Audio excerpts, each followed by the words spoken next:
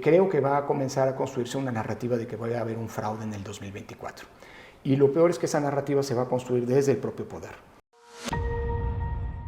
Es un discurso profundamente irresponsable, sobre todo porque es profundamente falso y profundamente disruptivo. Y creo que frente a ese discurso hay que construir una contranarrativa. Es decir, explicar puntualmente, con tiempo, de manera anticipada y oportuna, por qué en México no son posibles los fraudes electorales. Hoy el INE sigue siendo la institución que más confianza y aprobación ciudadana tiene en el país. Es la institución civil con mayor aprobación y confianza ciudadana de todo el Estado mexicano. Lo que hoy estamos viendo, más allá de los eufemismos con los que se quiera revestir este fenómeno, es una precampaña anticipada y por lo tanto es una violación a las reglas que tenemos. Amigos del Heraldo, el día de hoy estamos de manteles largos y es que nos visita Lorenzo Córdoba Vianello, quien fue consejero presidente del Instituto Nacional Electoral. ¿Cómo está? Encantado de estar con ustedes, gracias, un privilegio. Queremos que nos platique primero cuál es el motivo de su visita aquí a Aguascalientes, qué actividades está realizando. Bueno, un conjunto de instituciones conjuntaron esfuerzos y me invitaron a dar una conferencia. Aunque el verdadero autor intelectual es el licenciado Gregorio Zamarripa, viejo amigo y buen amigo, que no es de mi padre, ¿cierto? Que no es la primera vez que comete que toma esta decisión de invitarme, cosa que yo aprecio muchísimo. Esa es la razón fundamental, una conferencia para analizar, digámoslo así, cómo ha sido la génesis de la construcción de la democracia mexicana, cuáles son los riesgos que enfrenta la democracia constitucional en el mundo y en México en estos tiempos, y sobre todo qué expectativas debemos tener y sobre todo como ciudadanos y ciudadanos qué tenemos que hacer de cara a las elecciones del próximo año. Y justo sobre este tema quisiera hacerle algunas preguntas. Claro. Y es que empiezan a caldearse ya los ánimos rumbo al proceso, naturalmente, pero sobre todo la oposición al partido Morena pues ha estado muy pendiente sobre presuntos actos anticipados de campaña que se han estado realizando, estas visitas que se hacen a los diferentes estados de la República, y en su expertise que usted tiene, ¿cómo evalúa esto que se está dando, estas actividades y visitas? Bueno, yo creo que es muy preocupante este fenómeno, digamos, de menosprecio a las reglas. Nosotros hemos construido un sistema electoral que si bien tiene muchísimas regulaciones, hay quien opina que son demasiadas, estas regulaciones han sido producto de la propia historia y son reglas que se fueron construyendo para evitar problemas o, habiendo enfrentado problemas, para solucionarlos. El caso específico de la definición de las precampañas es un buen ejemplo de este punto. El entonces gobernador Vicente Fox, hacia finales de los años 90, arrancó 3 años antes de la elección presidencial tareas de proselitismo, para decirlo con todas las letras, a lo largo y ancho del país, con lo cual en el momento en el que su partido, de cara a las elecciones presidenciales del año 2000, entró en la etapa de definición de su candidatura, prácticamente la había avasallado y había a todos los demás, a todos sus oponentes, y se hizo de la candidatura. Pero además obtuvo una ventaja que algunos consideraron, por su proselitismo durante mucho tiempo, pues indebida respecto a los otros contendientes. El punto es que eso quedó como un antecedente, y justamente para evitar en el futuro que actividades como, es decir, de anticipar el proselitismo pudieran incidir en la equidad de las contiendas, en la lógica precisamente de construir equidad en las contiendas, en la reforma de 2007 se estableció la figura de las precampañas como un periodo acotado en el tiempo, en el cual, diseñado para que los aspirantes a una candidatura pudieran desarrollar esas tareas de proselitismo. Lo que hoy estamos viendo, más allá de los eufemismos con los que se quiera revestir este fenómeno, es una precampaña anticipada y por lo tanto es una violación a las reglas que tenemos. El acuerdo por el cual Morena convocó a este proceso para designar a quien tiene que ser, y ese es el primer eufemismo, el coordinador de la defensa de la transformación. Entiéndase, no se va a elegir a un candidato presidencial, ¿verdad? Para hacer recorridos y no actos de proselitismo. incluso hasta a los perdedores en este proceso se dice que van a ocupar la coordinación de la representación de la defensa del federalismo. Pues es la coordinación del Senado. O bien la coordinación de la defensa de la representación popular, pues la coordinación de la Cámara, en fin. Se está disfrazando. Pues sí, claro, lo que estamos viviendo es un acto de simulación. Ahora, también la oposición adelantó tiempos, sí. Y hoy estamos en un contexto en el que parecería que las reglas no importan, y eso nos puede costar muy caro en el futuro. Ha habido ya centenares de quejas, más de 200 quejas que se han presentado por actos anticipados, tanto por los aspirantes a la candidatura presidencial, digámoslo con todos los nombres, con todas las letras, de Morena como de la oposición. Y en ese contexto las autoridades electorales están muy exigidas. El INE no ha sido todavía claro en definir qué se puede y qué no se puede hacer. Esa ambigüedad puede costarle muy caro al INE más adelante, porque pues una vez que se permite la violación de las reglas, ¿cómo vas a frenarles, reconducir dentro del cauce legal más adelante esto? Esto corre el riesgo de desbordarse si las autoridades no cometen. Y además, lo peor del asunto, esto va a contaminar el proceso, porque esto también está generando precedentes, porque las quejas no son verbales, son quejas jurídicas, precedentes que pueden incluso poner en riesgo la legalidad de los comicios más adelante. Yo creo que es un acto de una profunda irresponsabilidad, y el tratar de ganar terreno anticipando el proselitismo es algo que yo digo no vale la pena, sobre todo porque las reglas son el producto de ciertos consensos políticos, y mientras esas reglas sean vigentes, pues hay que respetarlas. Sí. Esa es una conducta democrática, digo yo. Y en ese sentido, sobre todo, bueno, siendo el árbitro electoral en el Instituto Nacional, ¿cómo evalúa el trabajo de Guadalupe Zavala al frente? Tadei Zavala. Sí. Bueno, a ver, a Guadalupe la conozco, ella la designamos cuando yo estaba en el Consejo General como presidente del organismo electoral local de Sonora, tiene experiencia, y bueno, pues ha enfrentado una situación que no es nueva, pero es compleja, sí. Tener que generar consensos al interior para poder nombrar a su cuerpo directivo, cosa que no ha sido, que algunos cargos se han designado, otros no, y yo creo que, aquí digo públicamente lo que fue una recomendación que yo le hice al momento de encontrarnos en el cambio de gestión. Cuida mucho al colegiado, dedícale mucho tiempo al colegiado. Un colegiado de 11 puede parecer muy pequeño, sobre todo si se compara con un congreso, pero son muchos al momento y la toma de decisiones es compleja, así que hay que dedicarle mucho tiempo y construir consensos. Ojalá y pronto esto, que es parte, creo que de un proceso natural, digamos, de asentamiento, pues fluya de manera mucho más ágil. Nos conviene a todos que el Instituto Nacional Electoral funcione bien. Y por el otro lado hay algunas decisiones que han sido decisiones polémicas a propósito del arbitraje, justamente las quejas que se han presentado, y que, bueno, pues han sido algunas de ellas, como suele ocurrir, impugnadas ante el propio Tribunal Electoral. El Tribunal Electoral, afortunadamente, pues es una instancia de garantía que en caso de que el INE pues omita, digamos, o llegara a omitir la aplicación de la ley, pues bueno, está el tribunal para garantizar al final del día la legalidad de todos los procesos, ¿no? Y en el sentido de la próxima elección, ¿cuáles serán los principales retos que usted ve que se tienen y cómo luchar contra el abstencionismo, que también ha sido pues un tangible, ¿no? Bueno, a ver, tres cosas. Lo primero, el principal desafío que teníamos como sociedad de cara a la elección, afortunadamente se conjuró. Me refiero al plan A de reforma constitucional y luego al plan B de reforma legal, que venturosamente en el primer caso no alcanzó los votos necesarios para poder prosperar.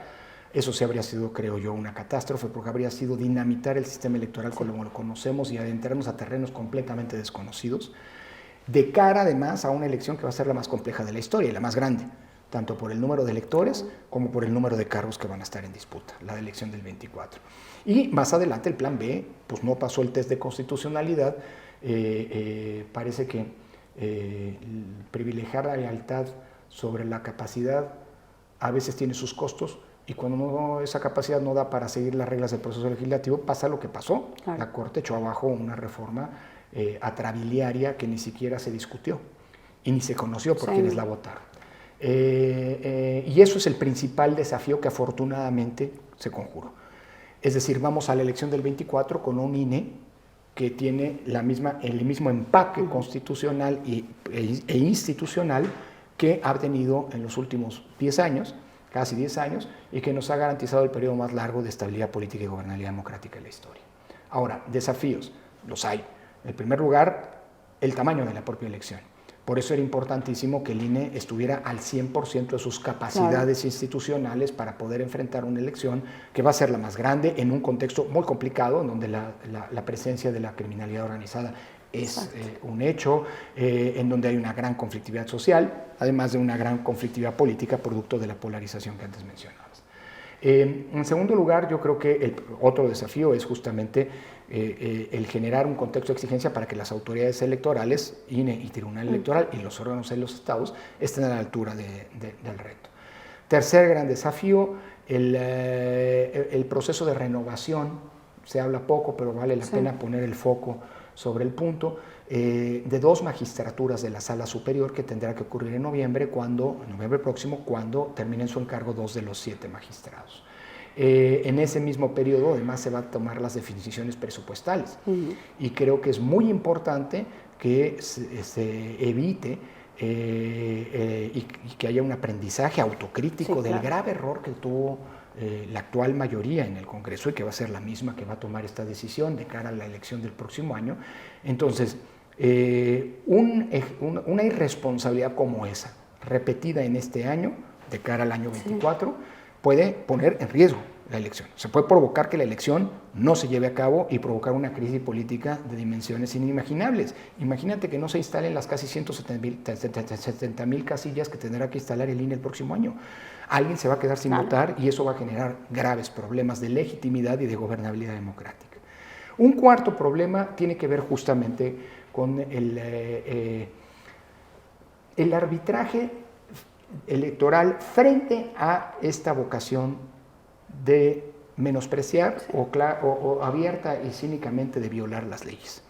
Me temo que va a haber un juego al límite, o bien incluso en offside, que las autoridades electorales no deben permitir. Por eso la condescendencia con la que hoy pueden eventualmente conducirse las autoridades electorales puede resultar cara más adelante. Y creo que los actores políticos no hay que esperar de ellos una responsabilidad democrática de cumplir con las reglas, al contrario. Un punto adicional, y voy cerrando, un punto adicional tiene que ver con el combate a la desinformación y sobre todo la construcción de contranarrativas frente a las narrativas de la desinformación. Yo estoy convencido, quiero equivocarme, pero bueno, el libreto que han padecido otros países y que aquí se ha seguido puntualmente dice lo contrario. Creo que va a comenzar a construirse una narrativa de que va a haber un fraude en el 2024. Y lo peor es que esa narrativa se va a construir desde el propio poder. Así pasó en Estados Unidos cuando Trump anticipó que iba a haber un fraude en las elecciones de 2020. Así pasó en Brasil cuando Bolsonaro dijo que iba a haber un fraude en las elecciones del año pasado presidenciales en ese país. Y así creo que va a ocurrir dentro de poco. Es más, está hasta anunciado. Cuando presentó la iniciativa de reforma constitucional primero y luego la reforma legal en materia electoral, el presidente de la República dijo que las presentaba para evitar, estoy citando, evitar que siga habiendo fraudes, que continúe habiendo fraudes y que los muertos puedan seguir votando. Cosa que no ocurre en México desde hace muchísimo tiempo. En México los muertos no votan desde hace más de 30 años y los fraudes electorales los hemos erradicado luego de una serie de reformas que nos han permitido que ello ocurra. Sin embargo, en la narrativa ahí está. Y no veo por qué en esta ocasión, a diferencia de lo que pasó en los otros 2 países que mencionaba, no ocurre en México, cuando está anunciado además. Alguien puede decir, bueno, pero Morena es un partido que tiene amplias probabilidades y en efecto las tiene de ganar el próximo año. Falta mucho tiempo y no hay nada escrito, pero que tiene probabilidades, pues es innegable, ¿no? Es el partido en el poder. El presidente de la República goza de una enorme popularidad y una enorme capacidad de comunicación. Sin embargo, creo que es algo que ya hemos visto. Tú construyes el discurso del fraude a sabiendas que es falso para ser utilizado en su caso. Y en todo caso lo utilizarás del modo que te convenga. Si ganaste la elección, podrás seguir construyendo la épica de un pueblo que luchó y que seguir el discurso. Logró superar el fraude que los conservadores o que los malvados de la historia querían hacer. Y si pierdes, pues di como pasó con Trump y Bolsonaro, que fue por culpa del fraude. Es un discurso profundamente irresponsable, sobre todo porque es profundamente falso y profundamente disruptivo. Y creo que frente a ese discurso hay que construir una contranarrativa. Es decir, explicar puntualmente, con tiempo, de manera anticipada y oportuna, por qué en México no son posibles los faros electorales. La pregunta es, ¿el INE va a construir este discurso? Porque en el pasado el INE lo había hecho. Bueno, si no lo construye el INE, por temor a confrontarse con alguien, bueno, pues alguien lo tendrá que construir y desde la sociedad va a ser muy importante construir ese discurso. Y todo lo que tiene que ver finalmente con las cuestiones de la integridad electoral. La observación, lo que mencionabas, la participación ciudadana, hay que ir construyendo una conciencia desde ahora, a poco más de 11 meses de la poco menos ya de 11 meses, poco más de 10 meses de la elección, una conciencia de la importancia de la participación, no solamente del voto, sino también del involucramiento como ciudadanos en las distintas etapas del proceso electoral, ya sea participando como consejeras y consejeros electorales locales y distritales del INE o de los órganos electorales de los estados, ya sea participando como observadores electorales, ya sea participando como funcionarios de las mesas de casillas si somos sorteados, etcétera, etcétera. Creo que eso es muy, muy importante que se vaya haciendo. Por no hablar del seguimiento, generar los contextos de exigencia a las autoridades electorales. Mira, a los órganos electorales los han presionado, los están presionando y los van a seguir presionando. Partidos y gobiernos. ¿Qué es lo importante como ciudadano hacer? Generar un contexto de exigencia para que no cedan frente a esa presión. Es decir, seguir con puntualidad las decisiones que se toman, escrutarlas, criticarlas cuando no sean pertinentes, como una manera de hacerle saber al árbitro que no está solo. Uno, para enfrentar esas presiones, pero dos, para hacer lo que se quiera. En el árbitro hay que confiar, no hay que darle cheques en blanco. Y esa confianza no está exenta, no está divorciada de generar un contexto de exigencia. En ese sentido, apelar, ¿no?, a que la ciudadanía, que la población se involucre, ¿no? Y se involucre desde todas las áreas, porque siento que en los últimos años ha habido una campaña de desinformación sobre lo que hace el INE y muchas veces la población pues juzga sin siquiera saber qué hay de fondo. Sí, aunque también hay una paradoja. Como nunca en los últimos 4 años el INE ha sido atacado y denostado, igual que los órganos de control, el INAI, la Corte ahora, en fin. Así es el poder, es parte de la naturaleza misma del poder. Ahora, para que el poder sea democrático, democráticamente ejercido, tiene que ser controlado, tiene que ser limitado y tiene que ser vigilado. Para eso están estos órganos. Pero la paradoja es que a pesar de esta denuesto, que ha implicado no solamente descalificaciones al órgano, que sí es el órgano más caro del mundo, lo cual es falso, que sí las elecciones en México son las más caras del mundo, lo cual es falso, son caras, pero no son las más caras del mundo, descalificaciones al que sí protegen a un partido o a la oposición o están en contra de tal gobierno o de la transformación o lo que quieras, un hostigamiento a quienes hemos estado como personas, como funcionarios, como titulares de esos órganos, es decir, no es la descalificación solo del órgano, sino también a sus titulares, que ha incluido denuncias penales, que ha incluido investigaciones, juicios políticos, etcétera, etcétera. Es decir, hay amenazas.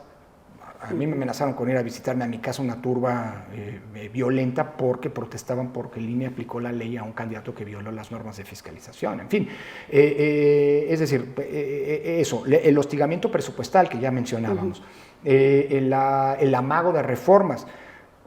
Al poder, cuando no le gusta un órgano, amaga con una reforma. La reforma electoral en el caso del INE, y ahora no quieren cambiar la Constitución para quitar a la Corte porque molesta, en fin. Y finalmente la captura de los órganos. Por eso hay que estar atento en la renovación de las 2 magistraturas. A pesar de todo eso, sin embargo, hoy el INE sigue siendo la institución que más confianza y aprobación ciudadana tiene en el país. Es la institución civil con mayor aprobación y confianza ciudadana de todo el Estado mexicano. Es decir, ahí hay una contradicción, pero es una contradicción que hay que agradecer porque ha sido el motor que ha provocado que hayan salido decenas o centenares, más bien de miles de personas a las calles, a las plazas, a defender al propio INE. Algo que no es raro, que es muy raro, La gente en la calle para protestar por algo, para ir en contra de alguna política, eso es normal, pero para defender una institución es algo muy raro. Entonces, yo creo que hay que confiar en eso. Creo que esto es el resultado pues, de que el INE, y se equivoca allí quienes lo atacan, el INE no es algo que haya sido impuesto por alguien o por algunos. El INE es probablemente la institución del país, y eso implica todo nuestro sistema electoral, que es el resultado de la construcción colectiva de consensos. Y por eso todo mundo, más allá de que todo mundo tiene a su INE en su cartera, todo mundo se identifica de alguna manera con el INE. Puedes no estar de acuerdo con alguna decisión, pero todo mundo tiene conciencia de la importancia que existe el INE. El INE es una construcción colectiva igual que la democracia. Y por eso la defensa de la democracia y por ende la defensa del INE, pues, se ha convertido también en una acción colectiva. Y eso creo que son muy buenas noticias en un contexto de crisis de credibilidad de las instituciones, en un contexto de crisis de la política, de crisis de la representación y en un momento en que la democracia enfrenta graves desafíos como los que hemos hablado. Creo que, como me gusta decir, son tiempos de preocupación, pero no es que no hay que perder también el optimismo. Así es. ¿Algún mensaje final, Lorenzo? Bueno, nada, soy un ciudadano a pie, soy un académico, escribo y contribuyo a formar opinión pública, yo no soy un funcionario electoral, pero como ciudadano y como demócrata creo que vale la pena recordar a nuestra audiencia que la democracia o se defiende o se la pierde. Y creo que no podemos esperar que haya quien defienda la democracia por nosotros. Si nosotros somos los autores de la democracia, nos toca a nosotros defenderla. Y creo que a menos de un año de la elección más importante, más grande de nuestra historia, pues hay que asumir este rol y con nuestra participación contribuir a defender y recrear así la democracia. Muchísimas gracias. Al contrario, a ustedes.